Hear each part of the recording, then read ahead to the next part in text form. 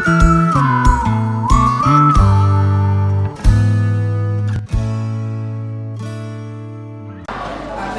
ma collègue Marina Kayo. Alors, les cheveux représentent beaucoup de choses pour nous et j'ai analysé les deux aspects qui sont celui qui est logique, scientifique et celui qui est sociétal et culturel. Alors, du point de vue logique et scientifique, nos cheveux sont pour nous des protections contre les rayons solaires sur nos têtes.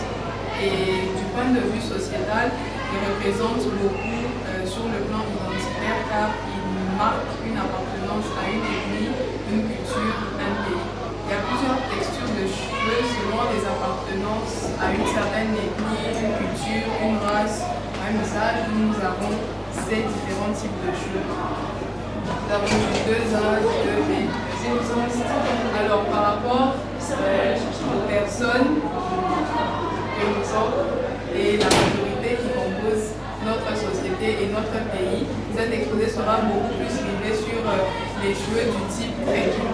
Alors nos cheveux sont très spéciaux et l'ont toujours été depuis des années. Et à cause de leur texture très unique, ils peuvent être représentés sous forme de raides, bouclés ou même crépus, on va dire des boucles emmêlées.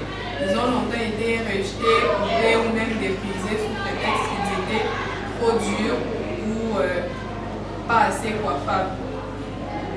Alors, certains hommes et certaines femmes ont dû se révolter par rapport à cela car ils trouvaient que c'était nous priver de notre identité. Alors ils ont fait des recherches pour avoir des produits adéquats qui pouvaient rendre nos cheveux non seulement coiffables mais aussi garder leur identité qui faisait de nous ce que nous sommes aujourd'hui. Alors, on n'utilise pas n'importe quel produit sans aucune raison, d'où cette photo, parce que chaque produit est fabriqué en rapport avec les besoins capillaires de chacun de nous. Alors, ça c'est juste un exemple des shampoings de la marque Garnier que j'ai utilisé depuis petite, mais il y a plusieurs marques aussi. Alors, celle-ci c'est pour renforcer les cheveux abîmés, celle-ci c'est pour les cheveux crépus bouclés, celle-ci c'est pour les cheveux déshydratés. Celle-ci c'est pour habiter la couleur parce qu'il y a certains cheveux qui sont noirs mais à force de les défriser perdent leur couleur et leur éclat. Alors ça devient comme café. Je ne sais pas si vous pouvez avoir un aperçu sur ça. Il y a aussi celui-ci qui restaure le cuir chevelu et celui-ci qui renforce la pointe des cheveux. Alors je vais laisser le relais à ma collègue Timakayo Marina qui viendra expliquer ce qui est en rapport avec non seulement les shampoings, les après-shampoings, mais aussi les masques pour les cheveux naturels et chimiques. Merci beaucoup. On va commencer par donner l'importance des masques pour les cheveux. Déjà que la plupart des filles ont des cheveux abîmés à partir des racines jusqu'aux pointes. Donc les masques c'est vraiment quelque chose d'important qui va vraiment aider à relever la force de vos cheveux, de donner un certain éclat et réduire les risques pour qu'ils s'abîment ou tombent à chaque fois. Ici on nous propose différentes sortes de masques selon les besoins de vos cheveux. Quand vous avez les cheveux secs et abîmés, c'est utiliser les masques avec les produits qui sont cités. Les cheveux gras, les cheveux abîmés, l'anti-pédiculaire et les cheveux thermaux.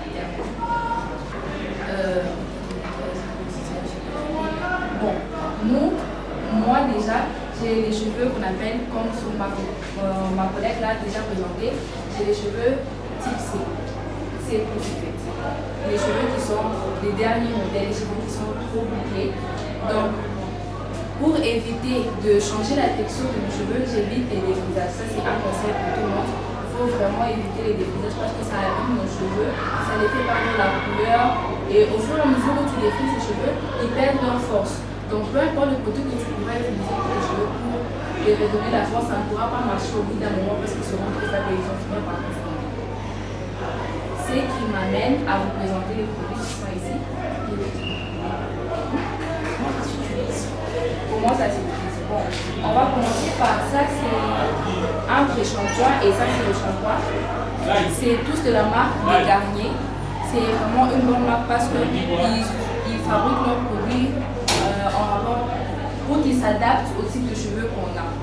Ça c'est le shampoing. Premièrement, pour utiliser ce shampoing, vous pouvez commencer par laver les cheveux avec de l'eau tiède ou de l'eau froide, ça dépend. Tu commences par laver les cheveux, puis tu utilises le produit, tu le mets, tu frottes et puis tu rinces. Puis il faudra utiliser l'après-shampoing. Un petit conseil, après avoir utilisé l'après-shampoing, commencez par sécher avec un essuie. Quelque chose qui va bien retracter l'eau dans les cheveux avant d'utiliser un sèche-cheveux. Parce que quand tu utilises le sèche-cheveux et l'eau, cette fumée-là qui sort. Vous voyez, quand tu mets pas un habit mouillé pour le sécher, la fumée-là qui sort, ça a un impact sur les pointes des cheveux. Il vaut mieux essuyer, puis sécher les cheveux après. Après, je pourrais vous conseiller d'utiliser aussi cette marque. C'est aussi un shampoing. Et les autres marques, je n'ai pas vraiment des précisions, mais je vous conseillerais d'utiliser des produits souvent à base de miel, des œufs, avocat et de ce qui me ramène, en parlant de ce qui me ramène au masque. Les masques de riz, c'est vraiment bien pour les cheveux parce que le riz en soi contient plusieurs vitamines qui aident à la réparation des cheveux ou à la croissance. Comment ça se fait? Tu prends le riz, tu bouillis. Enfin, nous on a l'habitude de manger le riz à la bouillie. Tu fais pour faire le riz et tu mets rien de sel, pas de sel et rien d'autre. Tu mixes pour que ça fasse la bouillie. Et tu pourras ajouter de l'huile d'olive. De l'huile d'olive. Puis tu vas poser sur le cheveu, tu laisses 1h30. Puis après tu vas rincer et utiliser le shampoing et l'après-shampoing pour enlever tous les visages et tout le reste. Après avoir séché les cheveux, un autre conseil, évitez le lissage. Sonia va vous en parler. En fait, nous, les gens avec les cheveux crépus, le problème avec le lissage, c'est que vous abîmez et quand tu lisses tes cheveux crépus, tu les brûles. Au fur et à mesure, moi, mes cheveux, j'ai commencé à les abîmer d'ailleurs. De base, les cheveux crépus, c'est pas comme madame, quand c'est emmêlé. Au fur et à mesure où tu lisses, ça perd cette possibilité-là de faire comme un élastique, ça reste lisse. Et quand ça reste lisse, que nous, les cheveux, on n'a pas les cheveux comme ceux des gens quand les cheveux lissent. Donc, au fur et à mesure, tu abîmes et ça va commencer à plus surpasser. Je vous conseille d'utiliser des produits tels que le beurre de karité, de l'huile d'olive ou même l'huile de coco dans la bouteille. C'est assez rare, mais ça aide vraiment. Le beurre de karité, il y a une particularité avec. Quand vous tombez sur une mauvaise qualité de beurre de karité, au lieu d'aider vos cheveux, ça va plutôt les abîmer encore plus parce que les cheveux crépus ne supportent pas n'importe quel couleur.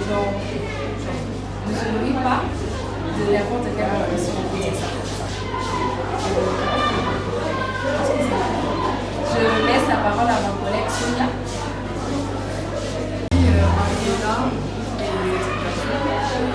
En dehors de tout ce qu'elle a dit par rapport aux produits, les huiles sont aussi essentielles pour l'hydratation de nos cheveux qui sont hydrophiles, car ils n'ont pas besoin uniquement d'eau, mais aussi d'huile et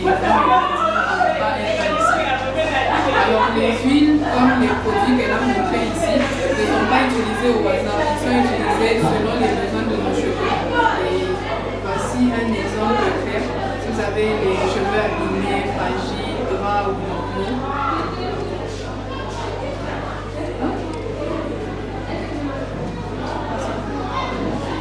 et ça aussi c'est un autre exemple pour les huiles qu'on peut facilement trouver comme l'huile de ricin, l'huile de coco, l'huile d'argan ou même l'huile de jojoba. Et les explications sont claires. Et aussi pour les cheveux, si vous voulez faire des recherches, allez sur la plateforme Pinterest, vous trouverez plusieurs sortes de recherches qui sont faites.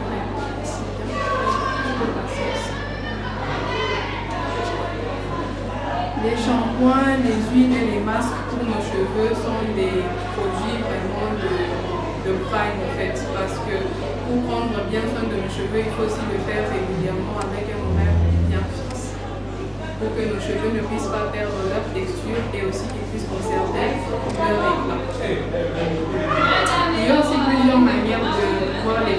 conserver et aussi les matériaux et la manière de les conserver sont bien spécifiques pour les cheveux. Et aussi, elle a parlé du lissage, mais il y a aussi le brushing excessif et aussi l'usage des défrisants qui tuent la texture de nos cheveux et tuent le cuir chevelu pour stimuler la pousse des cheveux. D'où nous pouvons avoir des dommages comme les cheveux abîmés, cassants ou parfois même l'alopécie pour certaines personnes qui sont soignables uniquement chez un médecin spécialisé.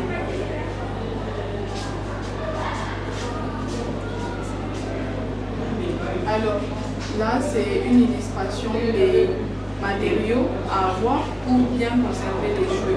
Le type de peigne aussi est très primordial parce qu'on n'utilise pas n'importe quel peigne pour les cheveux crépus. Vous pouvez déjà avoir ce genre de peigne, ici. L'eau, ce n'est pas l'eau à renverser directement sur la tête. On utilise des vaporisateurs pour absorber nos cheveux et pouvoir bien les hydrater, avoir des bons essuie-mains, des pincettes. Et on n'utilise pas aussi des élastiques en plastique pour fermer les cheveux, s'il vous plaît. Il faut arrêter avec ça. Il faut utiliser des bons élastiques, des chouchous, des attaches-cheveux. Nous avons aussi la manière de bien conserver nos cheveux quand ils sont à l'air libre pour éviter le lissage. Certaines personnes croient qu'il n'y a que par le lissage que nos cheveux seront bien raides, coiffables ou même lisses parce qu'on préfère les cheveux lisses parce que c'est un stéréotype apporté par la colonisation. Alors, pour bien conserver nos cheveux à l'air libre, il y a le brushing, mais il ne faut pas faire ça de manière excessive, genre tous les jours, donc c'est pas conseillé. Alors on le fait 2 semaines plus tard, après avoir enlevé les tresses. Et on fait un brushing, on peut les fermer avec des élastiques, avec du fil. En tout cas, juste faire des nattes ou des tresses au fil, c'est vraiment très pratique pour bien conserver les cheveux très jolis.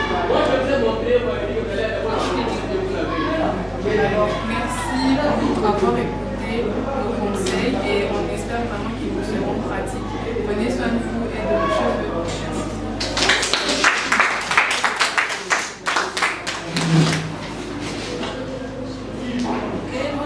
J'ai vu, il y a une image, vous avez mis des cocos et citron, des cocos et je ne sais pas un autre fruit là. Comment ça se fait? C'est casser les noix de coco et mélanger au jus de citron. Comment ça se fait? Parce que en expliquant, c'est une partie là où je n'ai pas Sonia qui a eu à parler de ça, mais ce n'était pas vraiment clair. Je voulais vraiment comprendre comment faire le masque, comment faire le mélange. C'est avec les jus du noix, ou soit, je sais pas, il faut découper le noix, il faut que ça puisse être volontaire. Voilà, c'était ici. Je vais un peu expliquer. Pour les masques à base de noix de coco, puis d'huile de coco, là il faut de l'huile, c'est bien précisé. L'huile de coco, ici aussi c'est l'huile de coco. Ah, c'est l'huile à base de coco. C'est pas le fruit en soi, donc C'est pas le fruit en soi. Ok. Le miel, C'est l'huile à base de coco mélangée avec le citron, le jus des citrons. oui. Et ça dépend de vos besoins. Donc là, c'est avec le citron, c'est anti-pelliculaire. Donc ça finit les petits cheveux. Oui, c'est ça finit vraiment. Oui. Ok. Donc il ne faut pas utiliser n'importe quel produit. Il faut connaître les besoins des cheveux et commencer cette fois-là à appliquer la chose. Mais je voudrais beaucoup plus parler des cheveux crépus que les cheveux, déjà défrisés. Les cheveux défrisés. Les cheveux défrisés, on n'en a pas trop parlé parce que ce ne sont pas vraiment nos cheveux et c'est un peu un état qu'on favorise plus. Enfin, Mariella peut en parler. On n'a pas parlé des cheveux défrisés parce que de base, les cheveux défrisés sont les cheveux sous une autre forme qui est éphémère. C'est pas comme ça parce qu'après 2 ou 3 ans, les cheveux redeviennent crépus. Mais pas à l'état crépus naturel, normalement, avec la technique. Ils auront moins de capacité et moins de. Ils ne seront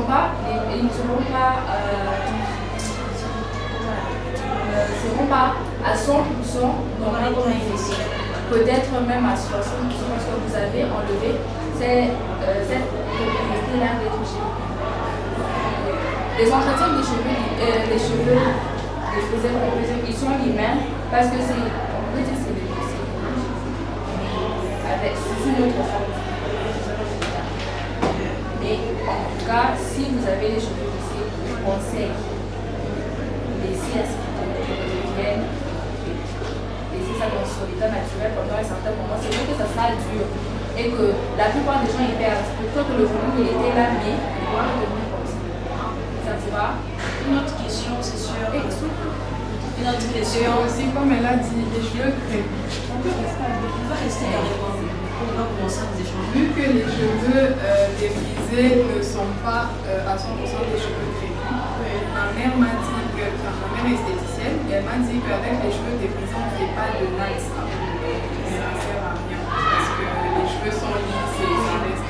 Donc c'est que pour les cheveux crépus. Il y a aussi des matériaux qui sont utilisables pour les cheveux défrisés comme les brosses pour les plantes, ça aussi c'est utilisable, mais pour les cheveux crépus, ce n'est pas très très pratique. Alors, une autre question, c'est sur la masque avec le riz. Tu as dit il faut pas bouillir, il faut bouillir le riz. Ensuite, donc, le riz devient la bouillie. Oui. Il faut que ça soit bien bouilli. Normalement, le riz à la bouillie qu'on fait pour manger 1h30, 1h à 2h. Ça dépend de la quantité. Oui.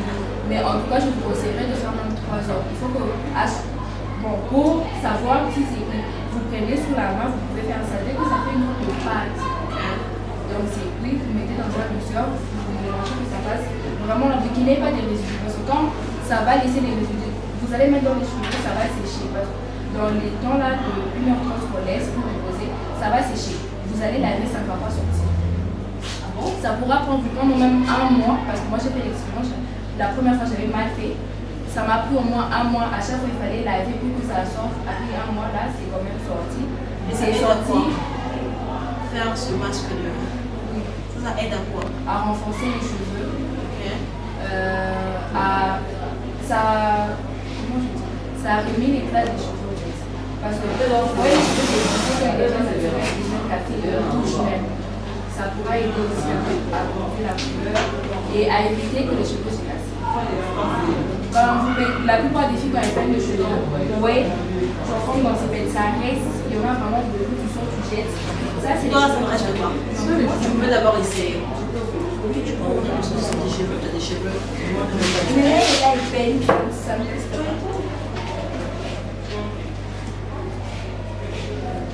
Est-ce que c'est bon ces cheveux?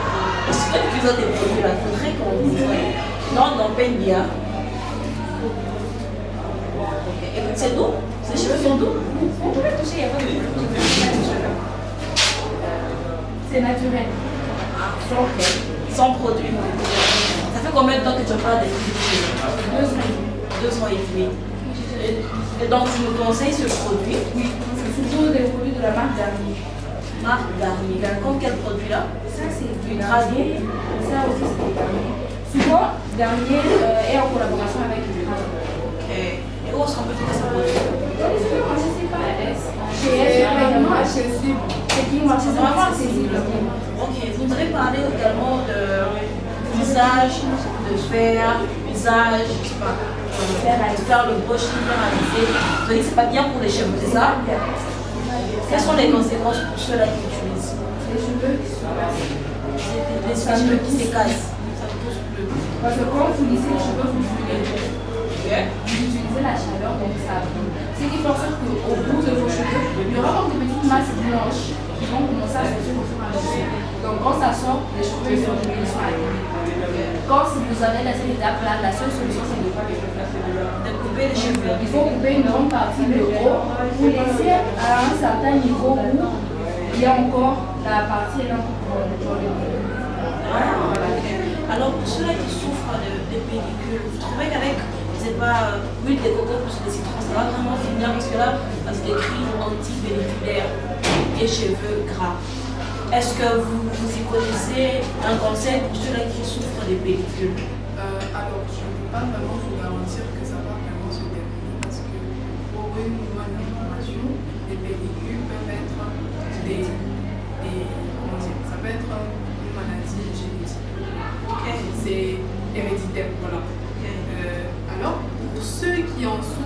quand ce n'est pas héréditaire, il ne faut pas utiliser ce masque car les propriétés d'huile de coco et de citron qui se rallient, ça casse carrément les pellicules excessives et ça diminue les cheveux gras.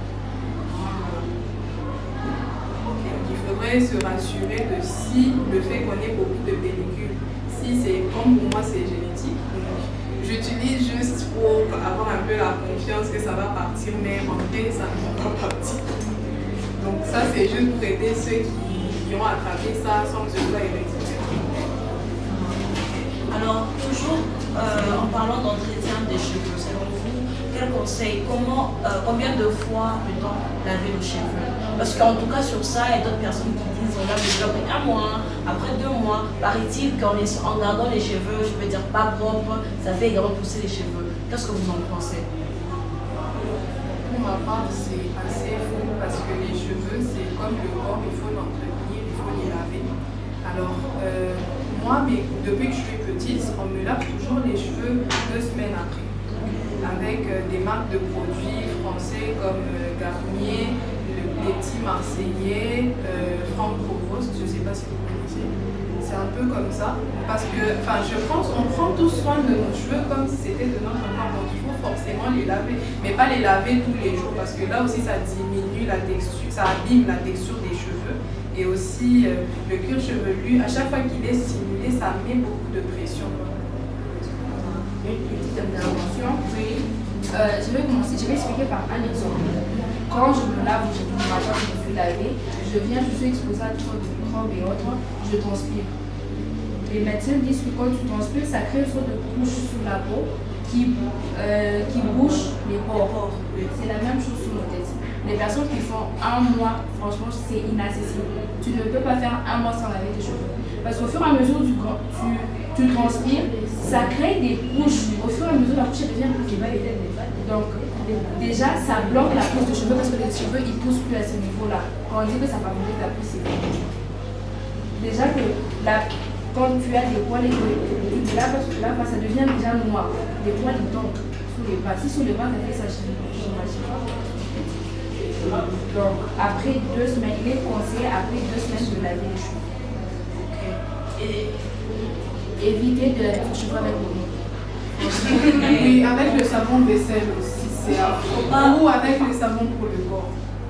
Le savon Omo, ça le gel de douche également, Le gel de non? douche, non. C'est interdit. Omo également, non. Surtout Omo. Surtout, je mets beaucoup l'accent sur Oh, Omo. ça va, non, c'est la même chose. C'est la même chose. Donc, il faudrait juste utiliser le shampoing adéquat pour les Parce que le cheveux. shampoing, il est Parce que adapté aux maintenant, cheveux. là, en dehors de l'adaptation aux cheveux, on rend vraiment accessible les produits qui sont bénéfiques à tout le monde. Donc si tu n'as pas les moyens pour t'acheter ceci, tu peux toujours trouver une marque de shampoing qui te sera forcément accessible. Ça, c'est un peu Donc cher. c'est comme ça. Attends, je ne connais pas le prix, mais je sais que les produits de la marque Garnier, c'est un peu cher. Comme ça, c'est ok. J'ai Ah. acheté ça à 12 000. 12 000. Le shampoing, c'est 14 000. Mais les huiles, ça coûte un peu plus cher. Alors, qu'est-ce que vous avez comme conseil à ces personnes-là qui ont ce complexe de se promener avec leurs propres cheveux? Pour eux, pour sortir, il faudrait juste qu'ils mettent des perruques et tout ça. Comme conseil, parce que leurs cheveux ne sont pas en bon état. Quel conseil pourriez-vous donner à ces dames, à ces femmes? Parce que de nos jours, il y a beaucoup de femmes qui souffrent, leurs cheveux sont déjà cassés, je ne sais pas, au front. C'est vraiment un complexe pour certains. Que faire dans ce genre de situation? Moi, en tout cas, de base, je suis quelqu'un de toute confiance. Ça dépend aussi de comment la personne elle est. Moi, j'ai perdu mes cheveux de devant à un moment. Il y a des mois, c'était vraiment horrible. Et qu'est-ce que tu as fait pour que ça s'améliore? Plus de bonbons. Ça pousse. Et on a déjà ça pousse parce que c'était comme là. Il n'y avait rien. Et là, ça pousse. Le problème, c'est qu'il faut savoir assumer qu'on est noir, que quoi que tu fasses, tes cheveux ils seront crépus. C'est dans ton identité. Donc quand tu te caches, tu perds. Oui. En fait, quand tu te caches, tu essayes de masquer ton visage en te disant que non, je n'assume pas. En tout cas, comme conseil, il faut assumer et être fier parce que c'est une richesse. Il y a des gens qui cherchent vraiment ce genre de cheveux, mais ils n'en ont pas. bazar, ils sont obligés sur des cheveux lisses. Il faut être fier de ce qu'on a. Ok, en conclusion, qu'est-ce que vous pouvez dire dernier mot? Je sais pas, un petit mot. En conclusion, cet exposé déjà a été fait en vue d'aider toutes les personnes et les femmes, les hommes noirs qui sont complexés par leurs cheveux crépus. On a voulu le faire aussi pour aider les personnes qui ne savent pas comment prendre soin, qui sont perdues par rapport à ça. Parce que c'est un type de cheveux qui, malgré qu'on a trouvé les produits pour comment en prendre soin, c'est toujours en adaptation, en amélioration. Alors, c'est pour ça un peu qu'on a fait, pour aider notre population.